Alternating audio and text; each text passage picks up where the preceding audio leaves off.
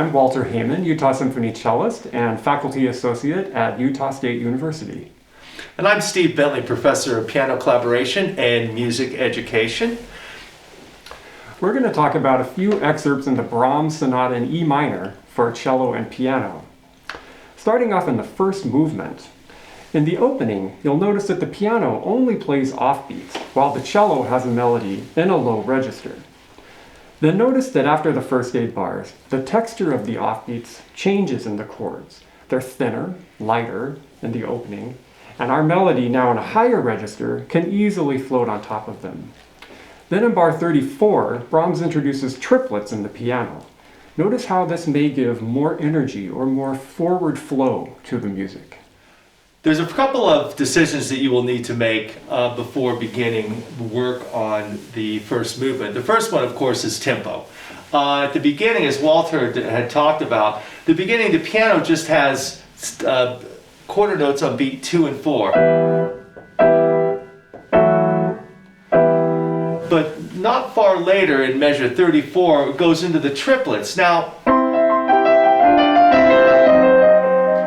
make sure that the tempo allows those triplets to be free-flowing. A little too slow, it sounds labored. A little too fast, it just gives you kind of the frantic feel. So allowing the tempo to give you the ebb and the flow. The second decision you'll need to make, at measure 1, it's notated espressivo legato. 9 bars later, it's noted dolce. Now there's a dichotomy between the use of espressivo and dolce. The Brahms indicated 2 different types of character. So you'll need to find that sound that will allow you to express that. To me, intuitively, espressivo brings out a thick, dark, forward sound from the piano. And the dolce sound was more vulnerable, light, and tender. At the espressivo, I added just a little bit more left hand to make it that fuller, darker sound. And then when I got to the dolce, I backed off the right hand and backed off the left hand and brought out the right hand that gave it more of a tender feeling to it.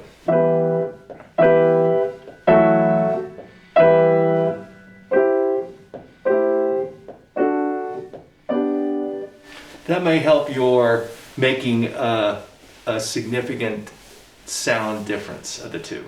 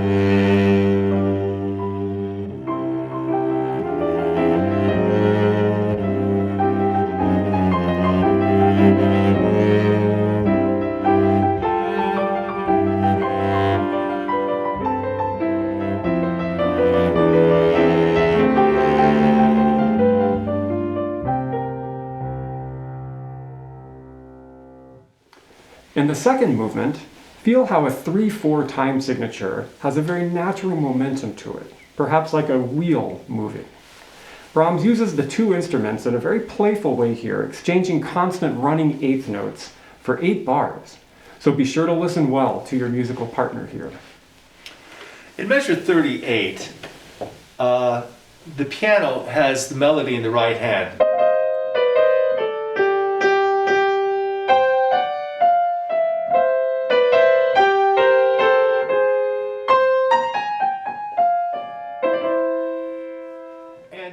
It's fairly easy to have the right hand be as musical as possible with the melody. However, I feel that to really elevate the phrase, the left hand is where the real musical action is. The left hand is playing running eighth notes, and for me to elevate this musically, I emphasize a couple of notes that help the phrasing moving forward.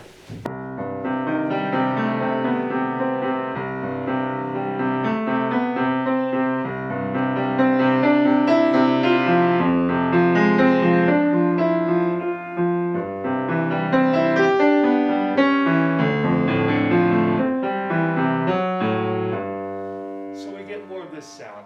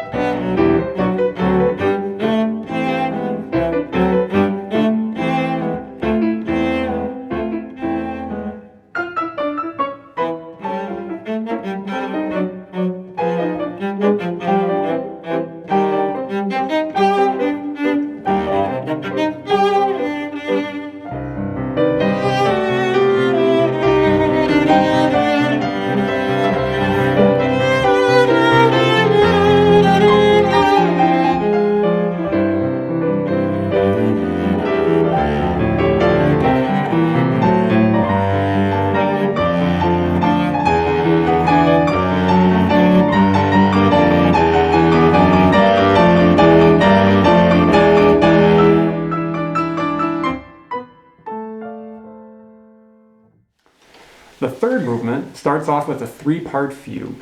First in the left hand of the piano, then in the cello, and then finally in the right hand of the piano. The main theme of the fugue is in triplets, while the secondary material is in duples. So be sure to feel a stable internal pulse while allowing these duples and triplets to play against each other. Now Brahms was sometimes grouped with Bach and Beethoven as one of the three Bs.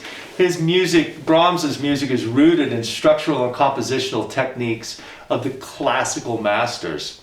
The first movement was influenced by Bach's Contrapunctus No. 3 in the art of the fugue. Here we are in the third movement, and Brahms has decided to honor Bach again, as it were, with starting off with the fugue in the left hand, as Walter had talked about. And then as you get farther into the third movement, Brahms just can't help himself, and he just goes into full-blown romanticism.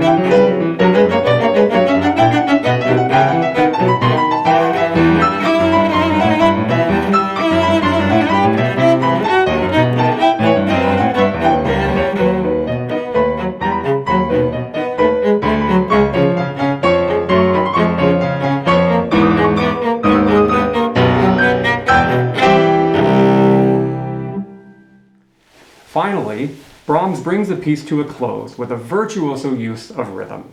He interplays triplets and duples between the two instruments brilliantly until the very end, when the two instruments finish with chords together, perhaps in triumph, perhaps in defiance. Be sure to always hear the piano part as well as your own in this section, and to keep that inner pulse very stable while remaining flexible as a musical partner. Practicing and putting together the eighth notes to the triplets, the 2 against 3, is a little bit of a challenge. You just need to make sure that the eighth note stays consistent as possible.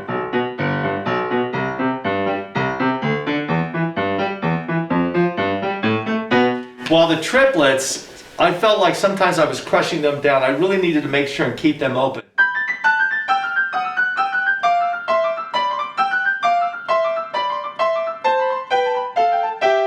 So you'll get this sound.